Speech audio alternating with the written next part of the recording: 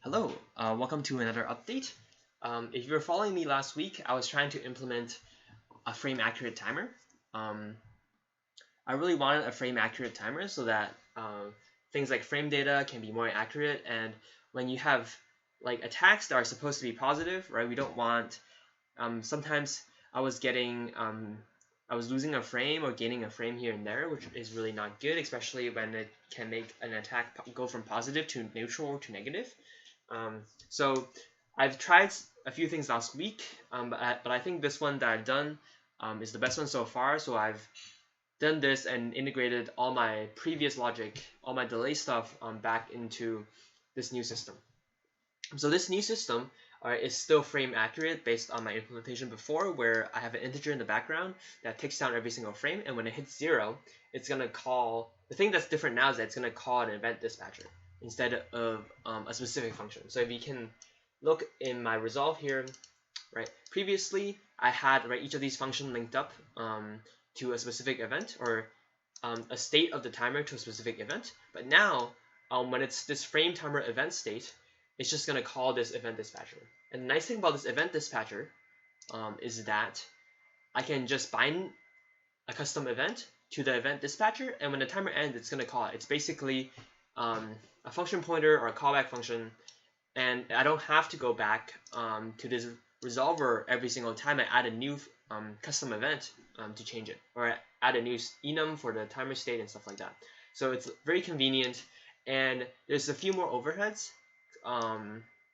where I have to unbind all the events. I have to every time so I had to unbind all the events, because otherwise once I set the timer again and it takes down, it would this could be still be attached to the timer end, and it will call it again even though it's already done, right? So it's a little bit, it's like 3 or 4 nodes for what used to be one node, and I can't make this a macro because Unreal doesn't like delegates as inputs or outputs into things, and I can't like procedurally generate events, which I don't want to switch into C++ because that's going to be a little bit more work than I want, just in terms of implementing this whole system.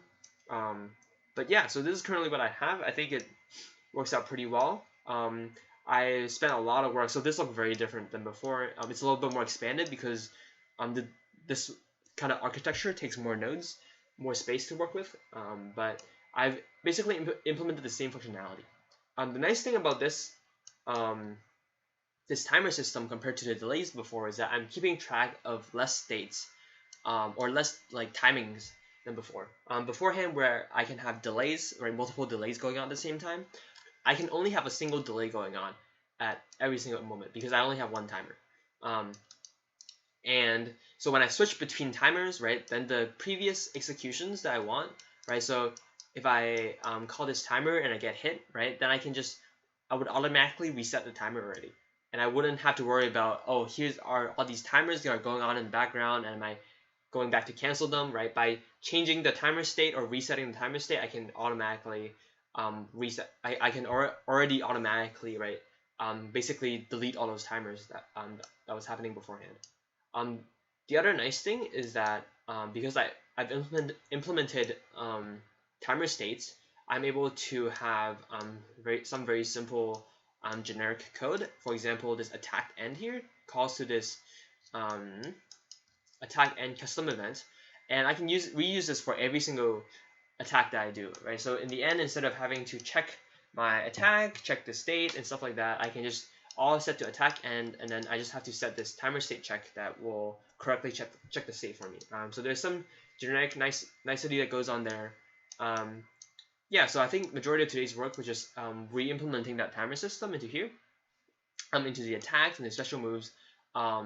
If you look at the special moves, I've finished doing the DP, finished doing the fireball, but I'm still working on the Bandit Revolver. It's a lot very complicated code.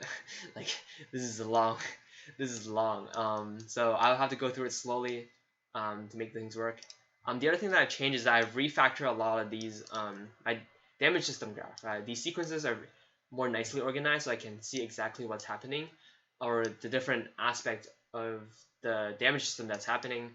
beforehand everything was in a chain, so it was hard. It was super long, and it was hard to see everything that was going on. Everything's now better, more separated, more easy to read, probably easier to maintain.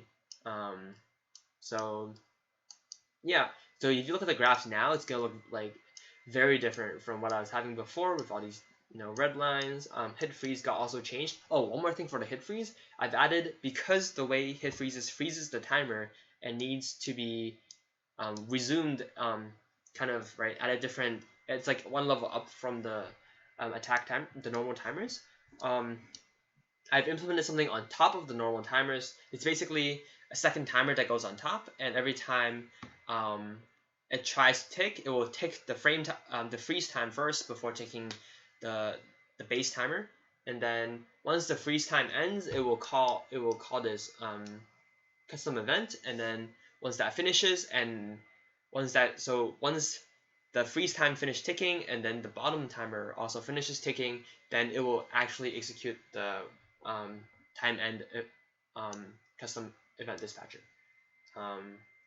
So this way I can have this system on top. I can just set state, or set a timer and then just freeze it and then unfreeze it very conveniently. I'm not using this currently for the damage system right now. It's just so the hit freeze for the damage system is just a separate timer. This is in the old style where I was still doing a specific timer state. So the old approach that I was having was I would have a specific timer state to a specific custom event, and it would require me to connect each individual event, or each individual timer state to each individual event, which is why I switched over to this timeout event, timer and event dispatcher one that lets me more flexibly set callback functions.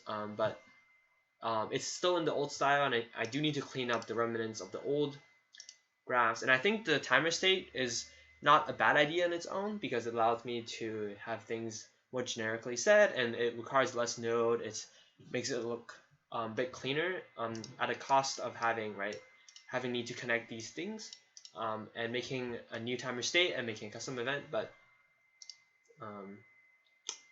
there are instances where it's nice. So yeah, that's basically that. Gotta keep refactoring everything else into the new timer and damage systems.